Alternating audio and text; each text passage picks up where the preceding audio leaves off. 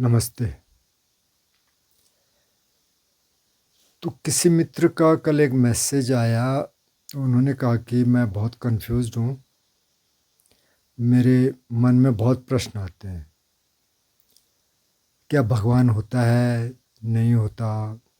मरने के बाद क्या होता है? हम यहाँ कर क्या रहे हैं? क्यों हम हम यहाँ आए क्यों? और कि बहुत से सारे कल्ट्स हैं। अब यूट्यूब खोलो तो उसमें तो बाबा ही बाबा है। बहुत सारे बाबा हैं। कोई कह रहा है ऐसे करो, कोई कह रहा है वैसे करो। तो मैं मेरे से तो कोई ध्यान में नहीं हो रहा। तो खैर उनसे थोड़ी सी बात हुई मैसेज में। तो हमें लगता है कि इतने सारे कल्ट अभी हैं, तो ऐसा नहीं है। तो एक सूत्र है, कलाम सूत्र। तो उसको थोड़ा सा देख लेते हैं ब्रीफ में। तो बुद्ध तो घूमते रहते थे वर्षावास के अलावा। 3-4 महीने का वर्षावास होता था, बरसात में जैसे अभी है। और उसके अलावा वो घूमते रहते थे। तो ऐसे घूमते हुए वो एक गांव में गए, केसपुत्तिया। वहाँ रहते थे कलाम। शायद जो अलार कलाम उनके टीचर थे, जिन्होंने उनको समाधियाँ सिखाई थी, हो सकता है अलार कलाम भी वहीं से हो। पता नहीं, उसका जिक्र नहीं है, वैसे ही मैंने सोचा। तो बुद्ध बैठे, सिखाने वाले थे धर्म। तब तक कोई खड़े हो गए कुछ लोग। तो एक ने उनमें से कहा कि श्रवण गौतम, पहले हमारे मन में कुछ शंकाएं हैं, थोड़ा उनकी बात कर लेते हैं पहले। बोले हम बोलो। बोले जी, इधर से तो बहुत सारे लोग आते हैं, बहुत सारे आचार्य आते हैं, बहुत सारे गुरु आते हैं। एक गुरु कहता है कि ऐसे करो, जब वो चला गया फिर दूसरा गुरु आता है, वो कहता है कुछ और करो, एकदम अपोजिट बताता है। जब उनसे कहते हैं पहले वाले तो ये कह गए, तो कहते हैं नहीं नहीं, उसको छोड़ दो। उसकी बात नहीं मानी, मेरी बात मानो। फिर कि तीसरा आता है कुछ और बताता है, चौथा आता है कुछ और बताता है। लोग आते रहते हैं। हो सकता है हाईवे पर रहा होगा गाँव। जैसे अब दिल्ली में बहुत गुरु मिल जाएंगे, बेंगलोर में, मुंबई में भी होंगे शायद। एनीवे, तो कहाँ जाए, क्या करें, किसकी बात माने? तो अब बुद्ध भी कह सकते थे कि यार उनकी बात मत मानो, मेरे मानो। लेकिन जो बुद्ध का जवाब था, बुद्ध ने कहा कि कलामों, जो आपका प्रश्न है और जो आपके डाउट्स हैं ना, बहुत स्वाभाविक है। बिल्कुल ये आएंगे।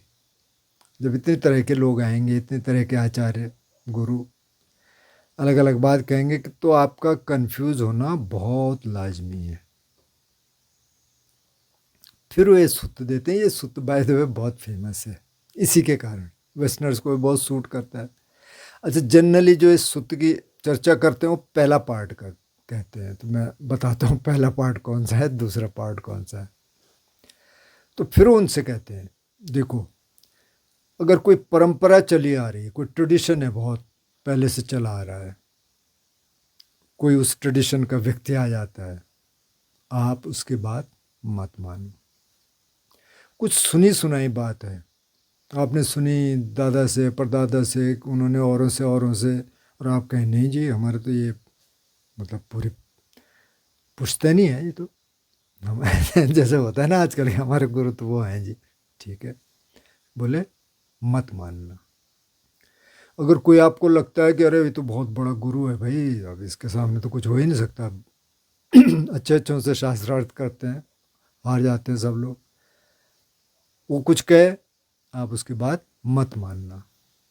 कोई बहुत लॉजिकल है, जैसे लॉजिक वाले बहुत गुरु हुए, जो दिन को रात और रात को दिन बना सकते हैं।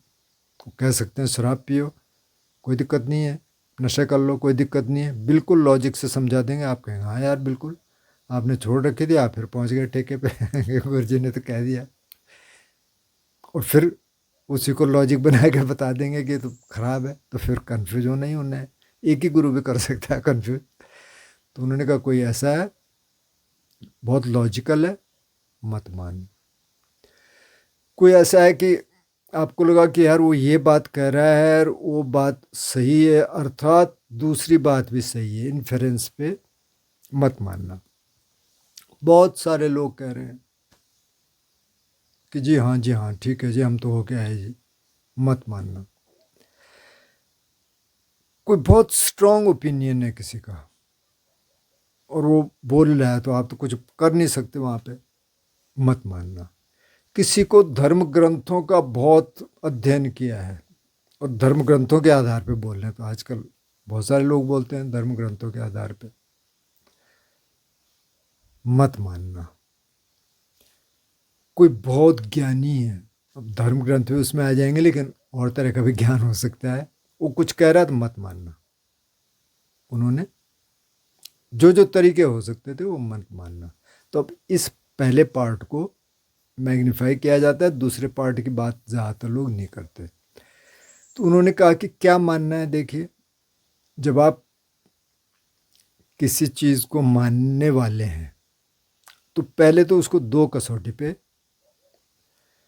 तोल के देख लीजिए। पहला क्या है कि इसको मानने से क्या मेरा कोई नुकसान होगा, और अगर आपको जवाब मिलता है कि हाँ इससे तो नुकसान होगा, माना कोई कहे कि हाँ जी शराब पियो, शराब पी के अच्छा होता है, तो आप कहेंगे नहीं शराब पीना तो ठीक नहीं है। ये कोई कहे कि अरे ठीक है, बलि प्रथा जैसे पहले भी होती थी अब भी होती है, कि बकरा मारो उसके लिए, ये मेढ़ा है जो भी भगवान के लिए, तो आप कहें यार ये तो गलत है, इसमें मेरा क्या नुकसान होगा, मेरा भी नुकसान होगा उसका भी नुकसान होगा। तो आपने देख लिया मेरा नुकसान हो रहा है, उसको मत करो। अगर पहले का जवाब ये मिल गया कि मेरा तो कोई नुकसान नहीं है, तो फिर कि दूसरी कसौटी पे देखो कि दूसरे को नुकसान है क्या। फिर आपने देखा दूसरे का भी नुकसान नहीं है, तो कि फिर उस काम को आप कर सकते हैं। और फिर उनसे पूछते हैं कि कलामों, क्या हत्या करना, किसी प्राणी की हत्या करना ठीक है। बोले नहीं, नहीं श्रवण गौतम। तो बोले हिंसा नहीं करनी चाहिए, जब आप खुद ही कह रहे हो। क्या किसी की चीज़ लेनी ठीक है, किसी की चोरी करनी ठीक है। बोले नहीं, ठीक नहीं है। तो बोले वो नहीं करना चाहिए। क्या व्यभिचार करना ठीक है। बोले नहीं, तो व्यभिचार नहीं करना चाहिए। क्या झूठ बोलना ठीक है। बोले नहीं, तो बोले झूठ नहीं बोलना चाहिए। क्या नशा करना ठीक है। बोले नहीं, तो फिर नशा नहीं करना चाहिए। फिर कुछ और चीज़ें बताते हैं, जैसे कि क्रूरता करनी ठीक है कि नहीं, तो फिर क्रूरता नहीं करनी चाहिए। अब उनको टीचिंग दे दी और फिर उनसे कहा कि देखिए सबके प्रति आप मैत्री भाव रखिए। मैत्री की साधना उनको सिखाई, सबके प्रति मैत्री रखिए। पहले अपने परिवार के प्रति, अपने दोस्तों के प्रति, फिर सबके प्रति, सारे प्राणियों के प्रति मैत्री का भाव रखिए। तो ये कलाम सूत्र है। पहले उन्होंने कहा कि ये इसलिए नहीं मानना कि परंपरा चल रही है, ये तो कल्ट है, ये तो ये है, तो इसमें कंफ्यूज होना बिल्कुल लाजमी है। और इस सूत्र की चर्चा मैंने इसलिए भी की कि आपको लगता होगा कि अच्छा बुद्ध के टाइम पे तो ऐसा नहीं रहा होगा। तो बुद्ध के टाइम पे बहुत सारे सेक्ट थे, 7 तो प्रोमिनेंट स्कूल थे, जिसमें एक बुद्ध का स्कूल था और 6 और स्कूल थे, जिसमें जैन का स्कूल है, महावीर स्वामी का, आजीवक का स्कूल था, नियतिवाद जो मानते थे कि बिल्कुल पहले से लिखा है, बल्कि वो उसका असर अभी भी है। कई लोग आपको मिल जाएंगे जो कहेंगे कोई फ्री विल नहीं है, सब लिखा है जी, पहले से लिखा है वही होना है, आप कुछ कर नहीं सकते। और कुछ और अनालिस्ट थे कि कुछ नहीं होता है, इसके बाद सब खत्म हो जाता है। तो अब यहाँ क्या करना है, तो यहाँ आप ध्यान करना शुरू करिए। अब आप ये देख रहे हैं तो मैं तो बुद्धिस्ट ही ध्यान बताऊंगा आपको, लेकिन आप अगर किसी और परंपरा में भी कर रहे हैं तो आप करिए, उसमें स्टेब्लिश हो जाइए। पहले जो जो वो कह रहे हैं करने के लिए, जैसे हम कह रहे हैं कि भाई शील का पालन करो, ध्यान का अभ्यास करो, प्रज्ञा आपकी डेवलप होगी, थोड़ा इसको काम में भी ले जाओ, कैसे काम करना है ठीक से। आप एंग्जाइटी डिप्रेशन है तो उसको भी समझने की कोशिश करो, ध्यान बढ़ाओ। जैसे एक वीडियो में हमने एंग्जाइटी की बात की, तो जिस दोस्त का वो सवाल था उन्होंने कहा मेरे को 1 हफ्ते 8 दिन में बहुत फ़र्क पड़ गया, और मैंने थोड़ा बढ़ाया ध्यान को, फिर मैं वहाँ ले गया, जो जो आपने बताया उस तरीके से किया, तो 8 दिन में ही फ़र्क पड़ गया। वो लंबा करेंगे तो और फ़र्क पड़ेगा। अभी इसका मतलब ये नहीं फिर वापस नहीं आएगी, आ सकती है, ऊपर नीचे होता रहेगा, लेकिन वो ठीक हो सकते हैं। ऐसी डिप्रेशन का है, आप बाहर निकल सकते हैं, आप ध्यान करते रहिए। तो इसमें ये है, मैं एक किसी को सुन रहा था, एक पॉडकास्ट करते हैं गुरु वाइकिंग करके, तो कह रहे थे कि मेरे टीचर ने ये कहा मेरे से, वो ज़ेन किसी टीचर को फॉलो करते हैं, कि भाई जब तो आप ये फॉलो कर रहे हैं आपका रास्ता ये है, ठीक हो गया, लेकिन आप कहीं और चले गए, माना किसी आश्रम में चले गए और वो तो अद्वैत सिखा रहे हैं, वो कह रहे हैं अद्वैत की इंक्वायरी करो, और आपको कुछ टाइम रहना है या आप देखना चाहते हैं क्या करते हैं, तो क्या वो तो सिखा रहे हैं अद्वैत इंक्वायरी करो और आप अपना सीक्रेटली अपनी प्रैक्टिस कर रहे हैं। तो उन्होंने कहा कि उस समय वो अपनी प्रैक्टिस को छोड़ दो, वही करो, देख लो करके क्या होता है, बाद में अपनी प्रैक्टिस जारी रखना अगर वहाँ है तो। लेकिन अगर वहाँ नहीं है, आपने एक रास्ता तय कर लिया, तो उसकी प्रैक्टिस करो। तो बुद्ध कह रहे हैं ना, यही पश्य को आओ और देखो, पहले देखो क्या है इसमें, शील में क्या है, समाधि में क्या है, ध्यान क्या करना है। जब आप उसको करेंगे तो कुछ टाइम बाद आपको पता चलेगा यार मुझे करना है कि नहीं करना है। कंसिस्टेंटली करना पड़ेगा, लेकिन ये नहीं कि एक दिन कर दिया फिर 2-3 दिन छोड़ दिया, फिर कर दिया फिर इधर लेट गए उधर लेट गए, वो नहीं, कंसिस्टेंटली करना है। तो तब उसके असर आपको नज़र आएंगे। अगर आपको अच्छे असर नज़र आएंगे तो आप कंटिन्यू करेंगे, नहीं आएंगे तो क्यों करेंगे, फिर तो आप अपने आप ही बंद कर देंगे। तो पहले उसको करते रहिए। और मेरा सुझाव ये है आपसे कि शुरुआत में जो और कल्ट है ना, उनको छोड़ दीजिए। अब कोई तो गुरु कह रहे होंगे, आचार्य कह रहे होंगे कि ध्यान करना ही नहीं है, अब वो पढ़ा गीता रहे हैं, कह रहे हैं कि ध्यान नहीं करना है। उन्होंने अपनी गीता की डेफिनेशन अलग बना दी, मतलब अलग तरह से उन्होंने श्लोक ले लिए जो जो उनके मतलब के हैं, बाकी उन्होंने छोड़ दिए। अब आप उसको देखेंगे तो जिसके मन में थोड़ा सा भी रहेगा ना कि यार ध्यान में कहाँ रोज़ रोज़ की नमाज गले में पड़ गई, रोज़ रोज़ कहाँ बैठेंगे आप, तो फिर गए काम से, फिर तो आप उनके पीछे जाएंगे।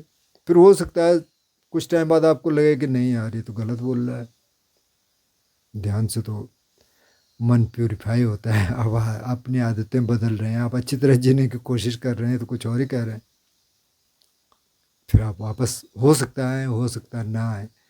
तो जिन्होंने नहीं करना तो उनके लिए तो बहुत अच्छा है कि कुछ करना ही नहीं है अब आचार्य को सुन लो, बस खत्म कहानी। आजकल तो इसी पे बहुत है, वहाँ जाने की भी ज़रूरत नहीं आश्रम में। कोई कुछ और कहेगा, कोई कहेगा नहीं जी विपස්සना तो बेकार चीज़ है, ये कहाँ से आ गया। कोई कहे बौद्धों का ध्यान है ये तो।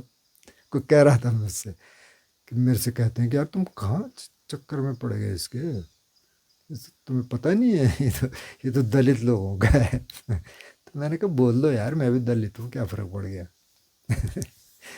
ये सब तो बुद्ध ने ख़त्म कर दिए थे ना, कि जब संघ में आएंगे तो भाई कोई ब्राह्मण नहीं, कोई दलित नहीं, कोई क्षत्रिय नहीं, कोई वैश्य नहीं। तुम अभी तो घसीट रहे हो उसको, ख़त्म करो उसको, मन से कम ख़त्म कर दो। तो कल्ट्स तो है, तो आप उनको देखो ही मत। अब आजकल तो अब क्या है ना कि अब यूट्यूब पे भी है, अब आप इंस्टाग्राम चलाते होंगे तो उस पर तो सारी रील ही रील है, तो पता चला आधे घंटे में तो आपने 200 रील देख ली, तो कन्फ्यूज़ तो होना ही होना है। तो मेरा सजेशन ये है कि जब तक आप स्टैब्लिश नहीं हो जाते किसी सिस्टम में, अब देखो ही मत दूसरा। जब आप हो गए तब आप देख लो, कोई दिक्कत नहीं है, क्योंकि आपको पता है अब मेरा रास्ता ये है और इस रास्ते से मेरे को फ़ायदा हुआ, इस रास्ते में कुछ दम है। अगर तो वैसे कुछ आपने किया कि उससे कुछ हो ही नहीं रहा है, कोई फ़र्क ही नहीं पड़ रहा है, तो तब तो मतलब ठीक ही है।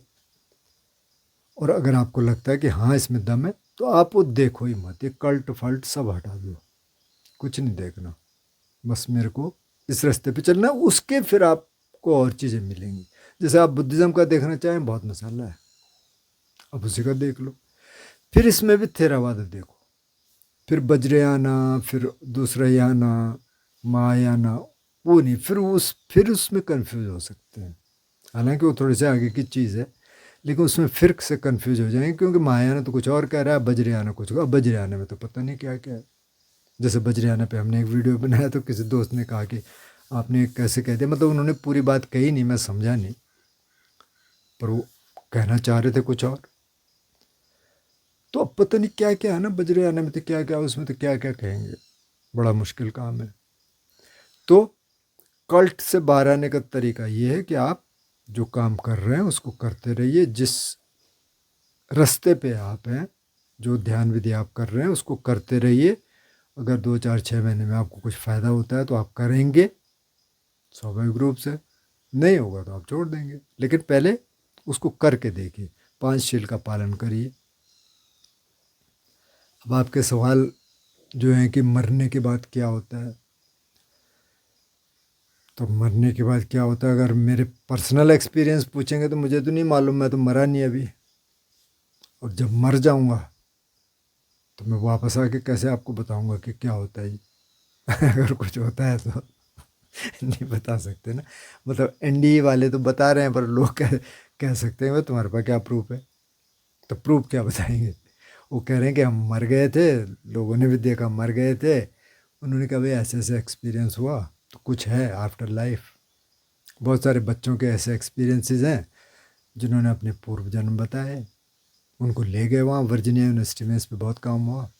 आजकल कोई टकर कर रहे थे, उससे पहले कौन थे, स्टीवनसन शायद कोई थे, जिन्होंने शुरू किया था। बहुत सारे हज़ारों केस हैं उसमें, किताबें, डॉक्यूमेंटेशन किया है। तो मतलब आफ्टर लाइफ है इनके हिसाब से, जो थुकदम की हम चर्चा कर रहे थे उससे लगता है कि आफ्टर लाइफ तो है। अब बुद्धिज़्म के हिसाब से तो ये है कि भाई 31 लोक हैं, जिसमें एक मनुष्य लोक है, पशु लोक है, 2 लोक हम देख सकते हैं, 3 और हैं, उसके नीचे भूत प्रेत लोक है, और असुर लोक है, नरक लोक है, उससे ऊपर 6 देवलोक हैं, 20 ब्रह्मलोक हैं, 31 हो गए। और आपके कर्मों के हिसाब से, जैसे जैसे आपने कर्म किए होंगे उस हिसाब से आपको नया जीवन मिलेगा। यही वैदिक ट्रेडिशन में भी मानते हैं, वैदिक परंपरा भी यही मानती है, लेकिन वैदिक परंपरा में इतना एलेबोरेटेड नहीं है। यहाँ जो ब्रह्मलोक हैं, वो ब्रह्मा भी एक जीवधारी है जो कि मरता है फिर जन्म लेता है, हालांकि उनका जन्म बहुत लंबा है। तो अब स्क्रिप्चर्स के हिसाब से तो ये है कि मरने के बाद नया जन्म होता है, जो जो कर्म आपने यहाँ किए होंगे उसकी फोर्स आपको कॉन्शियसनेस या विज्ञान दूसरे जन्म में ले जाएगा, वहाँ आप दूसरे जन्म में आएंगे। हो सकता है आपने ठीक ठाक कर्म किए होंगे तो मनुष्य लोक में आ सकते हैं, उससे अच्छे किए होंगे तो ऊपर जा सकते हैं, देवलोक में जा सकते हैं, ब्रह्मलोक में जा सकते हैं, खराब किए होंगे तो नीचे जा सकते हैं। भगवान होता है कि नहीं होता, तो अब इसमें तो सब कुछ है, देवता भी हैं, ब्रह्मा भी हैं, लेकिन वो सब जीवधारी हैं। जैसे वैदिक परंपरा में है कि एक ब्रह्मा होता है जिसने सृष्टि रची, इत्यादि इत्यादि, ये जो अभी है जो भगवानों को मानते हैं कि वो तो हमेशा के लिए हैं, तो ऐसा बुद्धिज़्म नहीं मानता। बुद्धिज़्म कहता है कि भाई वो सब जीवधारी हैं, वो भी हमारी तरह हैं, वो भी मरेंगे, फिर नया जन्म होगा, जब तक कि पूरे विकार ख़त्म नहीं हो जाते। जब पूरे विकार ख़त्म हो गए तो वो इनलाइटेंड, वही इनलाइटेंड है। निर्वाण का मतलब सारे विकार ख़त्म, तो वो स्थिति आ जाए तो तब उसके लिए कुछ रह नहीं जाता, कुछ अगले जन्म में जानने के लिए, तो वो तो ख़त्म हो गया, लेकिन तब तक तो चल रहा है। तो उस हिसाब से तो कोई भगवान नहीं है, लेकिन वैसे बहुत देवता हैं, इसमें भी हैं उसमें भी है। आपको मानना है मान सकते हैं, हम नहीं मानना नहीं मान सकते। आपको आफ्टर लाइफ माननी है तो मान सकते हैं, नहीं माननी तो नहीं मान सकते। अच्छा, कलाम सूत्र में फिर बुद्ध ये भी कहते हैं, बुद्ध कहते हैं कि देखो आप यहाँ खुश हैं, अगर शील का पालन करेंगे, ध्यान का अभ्यास करेंगे तो यहाँ खुश हैं, मैत्री का अभ्यास करेंगे तो यहाँ खुश हैं, तो असली बात तो ये है। लेकिन अगर इसके बाद कोई ज़िंदगी हुई, अगर आफ्टर लाइफ है, इसको मरने के बाद कोई नया जन्म होता है, तो ये वहाँ भी मिलेगा आपको। अच्छा करेंगे तो वहाँ भी अच्छा मिलेगा। आप अपेक्षा कर सकते हैं कि आप अच्छा मिले। और अगर आप यहाँ अच्छा नहीं करेंगे तो पहले तो आप यहाँ दुखी हैं। सारा पॉइंट तो ये है ना कि आप यहाँ कैसे हैं। और जब यहाँ दुखी हैं और आप कहें कि हाँ जी परलोक में तो हम बहुत अच्छे रहेंगे, तो कैसे रह लेंगे, वहाँ भी दुखी रहेंगे। तो इसलिए असली बात क्या है कि अभी अभी आप क्या कर रहे हैं, अभी आप कैसे जी रहे हैं। अभी आप अगर परिवार में हैं तो वहाँ कैसे हार्मनी में जी सकते हैं। तो अब ध्यान उसके लिए बहुत महत्वपूर्ण है। थोड़ा बहुत आप योगासन कर लीजिए, थोड़ा आप प्राणायाम कर लीजिए, थोड़ा आपकी रुचि अगर है तो बहुत अच्छा है। कुछ क्रिएटिव करने में नहीं है तो आप पैदा करिए, कुछ क्रिएटिव करिए। तो सारी कहानी फिर घूम फिर के वहाँ आ जाती है। और बाकी मैंने कहा कि अब इसने इन कल्ट्स के पीछे पड़ेंगे, ये देखेंगे ये ऐसे कह रहा है, ये ऐसे कह रहा है, वैसे कह रहा है, तो शुरुआत में कन्फ्यूज़ कर देंगे। अब जैसे इस स्थिति में साधक आ गया कि उसकी साधना हो गई कुछ टाइम की, जैसे 5-10-20 साल की होगी, चलो 5-10-20 साल में से ही 4-6 महीने की हो गई, और उसको फ़ायदे नज़र आने लग गए, तो फिर वो उस पर करेगा। फिर वो अगर दूसरा भी ट्राई करेगा तो देख लेगा, कंपेयर कर सकता है ना। अब जब शुरुआत ही है, अभी आपने कुछ किया ही नहीं, तो आपके पास तो कंपेयर करने के लिए कुछ है ही नहीं। क्या कंपेयर करेंगे। अब तो आचार्य जी कह रहे हैं करना ही नहीं है, तो आपके पास, आपने तो किया ही नहीं ना। आचार्य जी ने तो नहीं ही किया, लेकिन आपने भी नहीं किया, तो आप आचार्य जी को ये भी नहीं कह सकते। मतलब उनसे कहना क्या है, लेकिन आप उसको कंपेयर कर ही नहीं सकते। अगर आपने किया होगा तो आप कंपेयर कर सकते हैं, और कभी मौका हो तो आप आचार्य को कह सकते हैं कि भाई आपकी बात गलत है, आप जो कह रहे हैं वो गलत कह रहे हैं, ऐसा नहीं है, इससे होता है। तो इसलिए इस्टेब्लिश होना बहुत ज़रूरी है। अब कुछ टाइम तक मैंने एक थेरावादा मंक को सुना बहुत पहले। थेरावादा मंक को क्या, अजान जयासरो, वो काफ़ी फेमस हैं वैसे इंग्लिश, लेकिन रहते थाईलैंड में है, थाई बहुत अच्छे बोलते हैं। तो उनसे किसी ने प्रश्न पूछा कि क्या पढ़ना चाहिए। बोले वैसे अगर मैं आपको, बहुत अच्छे स्वभाव के हैं, मतलब बहुत अच्छी तरह बोलते हैं, वैसे अजान है, मतलब मंक हैं बहुत सीनियर, लेकिन कुछ मंक थोड़ा सा उस तरह के होते हैं लेकिन ये बहुत अच्छी भाषा में बात करते हैं। तो बोले देखिए अगर मेरा सुझाव मानेंगे तो मैं तो ये कहता हूँ पहले थेरावादा देख लीजिए। तो पहले आपने थेरावादा देख लिया, पढ़ लिया, समझ लिया थोड़ा बहुत, तो इसमें बहुत सूत्र हैं, लेकिन चलो आपने मोटा मोटा देख लिया, तब आप दूसरे पढ़ लीजिए, नहीं तो फिर से कंफ्यूज हो जाएंगे। अब आप थेरावादा प्रैक्टिस कर रहे हैं, आपने महायान सुनना शुरू कर दिया, तो महायान के तो सूत्र ही सब बाद में लिखे गए, उसके तो ओरिजिनल सूत्र हैं ही नहीं। और कई महायान सूत्र में है कि अगर आपने इसको नहीं माना तो आप नरक जाएंगे जैसे वैदिक ट्रेडिशन में बाद में ये चीज़ें आई कि आप ये नहीं मानेंगे तो ये हो जाएगा और ये हो जाएगा, वही उसमें है। अब अब अब वज्रयान देखने लग जाएंगे तो वज्रयान में तो मैंने कहा बहुत सारी चीज़ें तो पता ही नहीं है क्या हो, बहुत सारे तो बिल्कुल घाल मेल है, उसमें तंत्र भी है, ये भी है, अब क्या करेंगे आप, अब समझ नहीं आएगा। और उसी में बहुत सारे स्कूल्स हैं, वो सारे स्कूल एक बात नहीं करें, मतलब अभी तो बाहर से ऐसा लगता है ना कि एक है, लेकिन एक नहीं है, उस अंदर ही अंदर बहुत सारा है, और बहुत सारी प्रैक्टिस ऐसी है आप जान ही नहीं सकते, वो सीक्रेट है।